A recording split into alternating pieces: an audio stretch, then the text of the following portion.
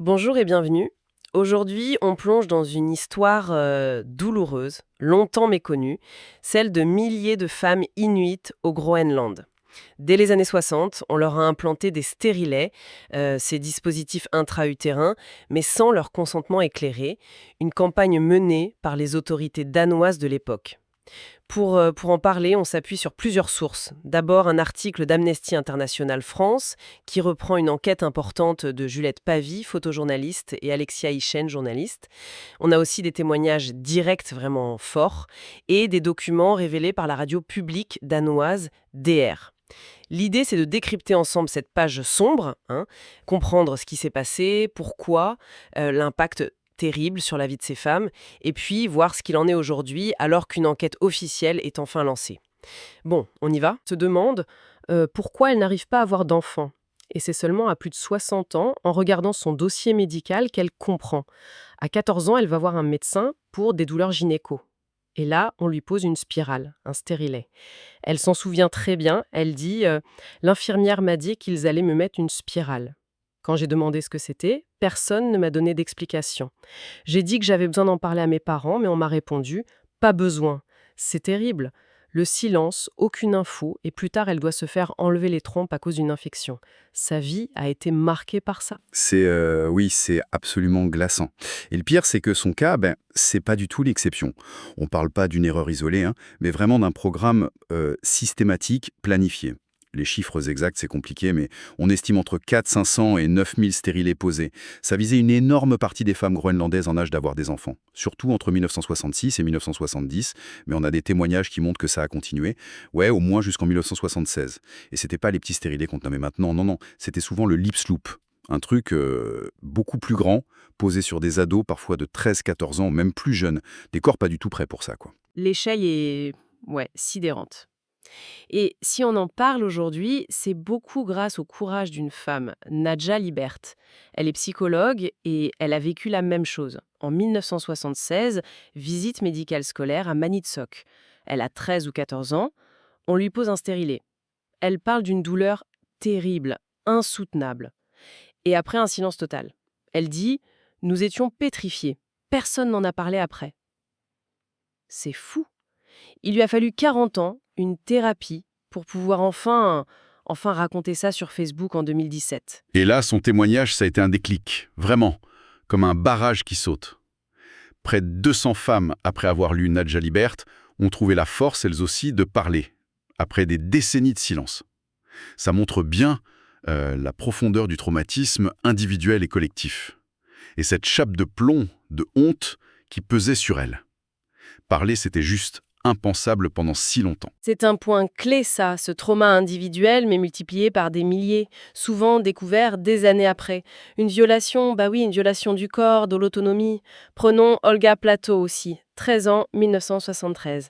On l'emmène de l'école à l'hôpital, stérilée. Elle aussi, elle se souvient du choc, de la douleur. Après, elle a essayé pendant 26 ans d'avoir un enfant avec son mari. Rien. Des infections à répétition et finalement, ablation de l'utérus. Il y a une photo de classe d'elle, à l'époque. Elle raconte que la plupart des filles sur la photo n'avaient jamais eu de rapport. Aucune n'avait dit oui. Elle dit, je cite, « C'était un tel traumatisme que je ne voulais plus y penser, j'ai fini par oublier. » L'oubli pour survivre, quoi. Ces histoires personnelles elles sont déchirantes. Et ça pose forcément la question, mais comment une telle campagne, la spirale campagnonne comme il l'appelait, a pu être pensée et mise en place comme ça? C'était quoi les raisons, les motivations des autorités danoises? Oui, il faut revenir un peu en arrière, dans les années 60. Le Groenland, c'était devenu une province danoise en 53. Et à l'époque, le taux de fécondité était énorme, un des plus hauts du monde. 6-7 enfants par femme en moyenne. En même temps, les conditions de vie s'amélioraient, grâce aux Danois d'ailleurs. Moins de mortalité infantile, etc. Du coup, la population augmentait très vite, genre 4% par an. Exactement. Et pour le Danemark, qui finançait beaucoup le Groenland, cette croissance démographique rapide s'était vue comme un problème, surtout un problème économique en fait. Plus de monde, ça veut dire plus de dépenses. École, logement, aide sociale, ça commençait à coûter cher à Copenhague. Donc la réponse, ça a été de contrôler les naissances. Et c'est là qu'arrive ce programme de planning familial imposé par Copenhague. Dès 1967, on forme des médecins danois à poser ces fameux Lixloop. Et les poses massives commandent directes. L'effet est radical. Ça se voit tout de suite dans les chiffres. En 1974, on avait 1674 naissances, en 72, plus que 770, et en 74, 665. La natalité divisée par plus de 2 en moins de 10 ans. C'est spectaculaire comme chute. Oui, cette chute brutale, c'est déjà un signe fort. Mais l'enquête de Céline Clint pour la radio DR, elle a trouvé des preuves plus directes de l'intention derrière tout ça. Son équipe a pu voir les archives médicales, ça confirme l'ampleur du truc, avec des listes de pauses ville par ville, année par année. Et encore plus parlant, ils ont retrouvé un discours. Un discours au Parlement danois, d'Arnold Christian Normand.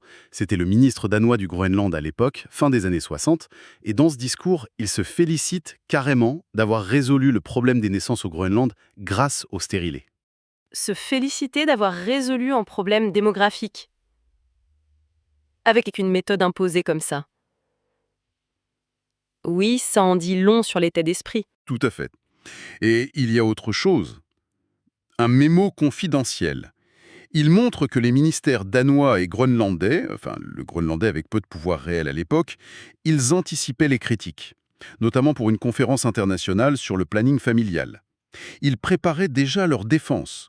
Pour la journaliste Céline Clint, ça montre bien que les autorités danoises savaient qu'elles agissaient mal. Elles sentaient que c'était limite, surtout le manque de consentement. Faut quand même noter, on n'a pas la preuve que les autorités groenlandaises de l'époque avaient toute la mesure de ce qui se passait depuis Copenhague. L'enquête de DR apporte aussi une nuance, c'est vrai. Céline Clint le dit. C'est possible que certaines femmes, peut-être plus âgées, avec déjà beaucoup d'enfants, aient bien accueilli l'arrivée d'une contraception efficace. Les options étaient limitées à l'époque. C'est une nuance importante, oui, pour pas avoir une vision trop simpliste. L'accès à la contraception, ça peut être un outil d'émancipation. Mais là, le problème de fond, qui est indéniable, c'est l'absence quasi totale de consentement éclairé, le manque d'infos sur ce qu'on leur faisait et les risques, et surtout le fait de viser spécifiquement des jeunes filles, des ados, qui n'avaient ni l'âge, ni l'info, ni la capacité de dire oui ou non. C'est là la violation majeure des droits humains. C'est ça le cœur du problème. Et les médecins sur place alors? Ils en pensaient quoi finalement? C'est compliqué, leur rôle semble ambivalent d'après les enquêtes. Il y a un gynéco danois, un des premiers à poser ses stérilets là-bas. Au début, il a nié toute contrainte. Puis après, il a exprimé des remords en disant que c'était pour éviter les avortements, qui étaient nombreux. Un autre médecin, le docteur Hans Martin Johnsen, arrivé en 1974, lui, il raconte qu'il a vite vu les problèmes causés par les lips loop. Douleurs, saignements, infections. Il dit qu'il a plutôt recommandé des stérilets en T, plus petits. Mais il reconnaît avoir continué, lui aussi, à poser systématiquement des stérilets après chaque avortement sur des jeunes filles. Il parle d'environ 50 par an, juste à Nuuk et Maniitsoq. Aujourd'hui, il se demande si les parents étaient bien au courant. Mais à l'époque, il justifiait ça par les problèmes sociaux des familles nombreuses. Avec le recul, il dit que cette politique était terriblement idiote. On sent bien le paternalisme médical et la priorité donnée aux objectifs de santé publique sur le choix individuel. Une politique terriblement idiote. Oui, et les conséquences ont été terribles et durables, parce que ça ne s'est pas arrêté quand on a retiré le stérilet, si on l'a retiré. Ah non, pas du tout. C'est un trauma qui a continué pendant des décennies. La gynécologue groenlandaise Aviaja Sigstad, elle raconte, jusque dans les années 90, elle recevait des patientes, la trentaine, qui s'inquiétaient de ne pas pouvoir avoir d'enfants. Et c'est pendant l'examen qu'elle découvrait, stupéfaite, qu'elles avaient un stérilet depuis l'adolescence. Sans le savoir. Soit elles avaient complètement oublié, refoulé le traumatisme de la pose, soit on ne leur avait jamais expliqué ce que c'était à l'époque. Et comme on disait, ces lips loop, ils étaient trop gros, pas adaptés, ça a causé des douleurs chroniques, des saignements, des infections à répétition, et très souvent, la stérilité définitive. Nirgel Libert, la lanceuse d'alerte, elle le dit aussi. Même si elle a pu faire enlever le sien à 17 ans, elle a eu des douleurs horribles pendant des années, comme des coups de poignard. Elle n'a pu avoir un enfant qu'à 35 ans. Et dans son groupe Facebook de victimes, elle estime qu'environ un tiers des femmes n'a jamais pu avoir d'enfant. Sa phrase résume tout. Avoir des enfants est un droit humain qui nous a été retiré. C'est une violation qui touche à tout. La santé physique, mentale, la famille, l'identité. Et on ne peut pas comprendre tout ça sans le remettre dans le contexte plus large des relations coloniales Danemark-Groenland. Cette histoire, elle bouscule sérieusement l'image que Copenhague a longtemps voulu donner d'une colonisation douce, bienveillante. Les femmes racontent le climat de peur, de soumission, l'asymétrie totale du pouvoir quand elles étaient jeunes. Henriette Bertelsen, par exemple, elle se souvient, dans son village, interdiction de parler groenlandais à l'école sous peine de gifle. Alors qu'il y avait 4 Danois sur place. Elle parle aussi de ses enfants inuits envoyés au Danemark pour être danoisisés. Une autre politique très controversée. Sa mère lui disait tout le temps, et ça montre bien l'impuissance, quand les Danois te disent quelque chose, fais-le. L'injonction à obéir face à l'autorité coloniale, c'est terrible. Exactement. Et Henriette, elle aussi, on lui a posé plusieurs stérilés de force dès 13 ans, malgré les douleurs. Aujourd'hui, elle a un tatouage inouï sur la main, Sila. Ça représente l'esprit de l'air, du temps, mais aussi la conscience. C'est fort comme symbole face à son histoire. Elle dit d'ailleurs que c'est dur pour les thérapeutes danois, même ceux qui veulent bien faire, de comprendre la spécificité de ce trauma lié au colonialisme. C'est une blessure collective, pas juste individuelle. La ministre de la Santé actuelle du Groenland, Mimi Karlsen, elle a dit que dans sa propre famille, sa sœur, ses belles-sœurs n'ont jamais pu avoir d'enfants et elle pense avoir été victime de ça. Ça touche vraiment tout le monde là-bas. Face à tout ça, les témoignages, les enquêtes journalistiques, le gouvernement danois a fini par réagir. En octobre 2022, ils ont annoncé une enquête indépendante. Elle est censée faire la lumière sur tout ça entre 1960 et 1991. 1991, c'est la date où le Groenland a eu plus d'autonomie et a repris le contrôle de sa santé. Oui, mais ça traîne. L'enquête a du mal à démarrer. La députée danoise Trine Pertum-Match, qui suit ça de près, a regretté publiquement les retards. Au Groenland, l'attente est énorme. Les gens veulent toute la vérité, bien sûr, mais ils attendent aussi des excuses officielles du Danemark.